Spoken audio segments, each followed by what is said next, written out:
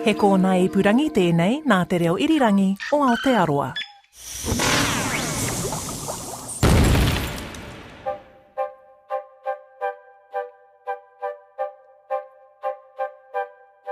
Ngā mihi nui and welcome to Elemental, RNZ's regular chemistry podcast. I'm Alison Ballance. And I'm Allan Blackman from the Auckland University of Technology. This is episode 69, which is Rhodium. And this name comes from the Greek rhodon, rose-coloured. As opposed to erbium, which we talked about in another earlier episode.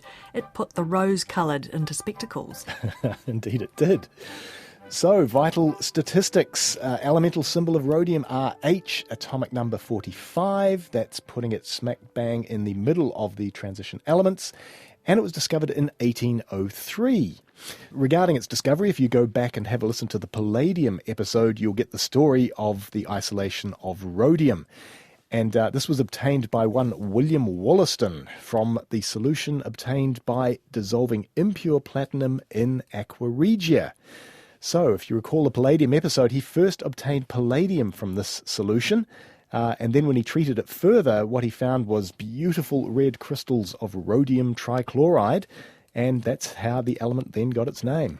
So it's a precious metal like palladium? Oh, yes, indeed. Rhodium is very much one of the so-called precious metals. We've talked quite a bit about a few of these in recent episodes, so palladium, platinum, and it's certainly got a price to match. So the current price of rhodium, it's going to set you back 137,000 New Zealand dollars a kilogram, which is, I think, about the most expensive of the elements that we have talked about so far. Oh, that's pricey, very pricey. So you think that's pricey. If you go back to June 2008, rhodium was selling for 490,000 New Zealand dollars a kilogram. And that seems a lot, and it is, but then a mere 6 months later, in November, it was selling for $49,000 a kilogram. That wasn't a very good investment if you bought it earlier in that year. The price of rhodium dropped tenfold over around about 6 months. So you have to do a little internet sleuthing to find the reason for this, and apparently it was, like everything else that year, the global financial crisis. So companies started hoarding rhodium because they were very concerned about the supply from South Africa, whether that was going to continue or not. And given that the major use, and this is sort of greater than 80% of rhodium, is in catalytic converters in cars, it's actually very, very good at reducing the amount of nitrogen oxides, which we certainly don't want. So when one car manufacturer decided to unload their rhodium reserves because they weren't selling enough cars, the price then crashed. So it's got lots of similarities then with palladium and platinum, and not just in that pricey price, but its use in catalytic converters. Yep. Any other uses for it? Okay, so it finds use in the glass industry, so it's often used in mirrors and optical fibres. And also jewellery. Rhodium metal is in fact very, very shiny, and it's often used as a coating on cheaper metals to make them look, expensive. Rhodium's perhaps greatest claim to fame was that it won a guy by the name of William Knowles a share of the Nobel Prize for Chemistry in 2001. And he used a chiral rhodium catalyst to develop an enantioselective industrial synthesis of L-DOPA. Whoa. There are several things about that sentence that I don't understand. So what does that all mean? Well, this normally takes a lecture in first year. But we don't have a lecture, Alan. So we'll see how we go. So I will explain the chiral bit first. So certain molecules are related to each other in the same way as our left hand and right hand are related to each other. And so if we were going to describe them, we would call them non-superimposable mirror images of each other. In other words, they're mirror images, but you can't put them on top of one another exactly. They're always distinguishable. We call molecules that have that particular property chiral, and we call the individual molecules themselves, the two individual molecules themselves, we call them enantiomers.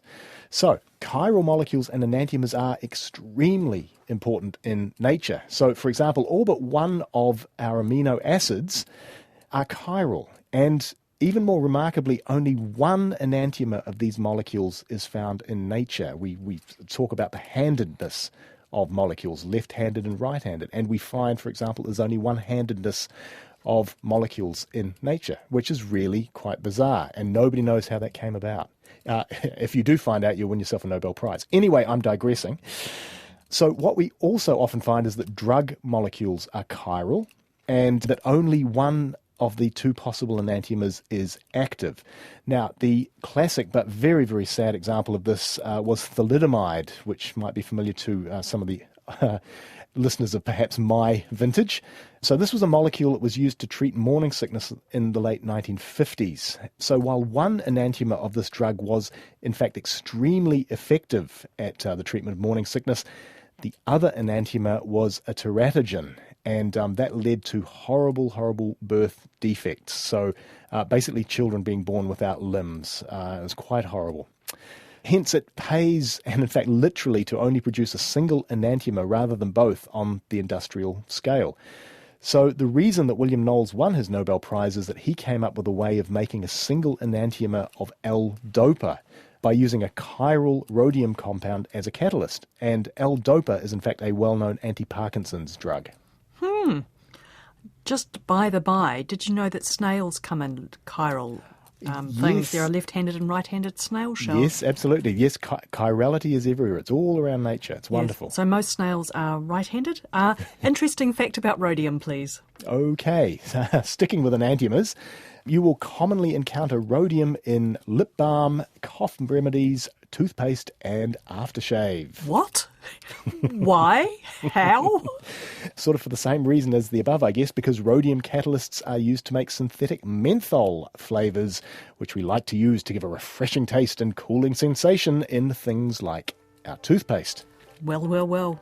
The ever-refreshing Elemental podcast, leaving you with an unexpected minty aftertaste. Don't forget, if you want to revisit rhodium's chemical relatives, palladium and platinum, you can find all the previous episodes of Elemental at rnz.co.nz/chemistry. Or you can find us on your favourite podcast app, Google Podcasts, Apple Podcasts, Spotify and plenty of others, where you can also find a wide variety of other podcasts from RNZ, including Alison's wonderful regular science show, Our Changing World. Oh, gee, thank you. Thank you for that shout-out, Alan. We're back next time with rubidium. But until then, it's cheerio from me, Alison Balance. And from me, Allan Blackman. Mā te wā.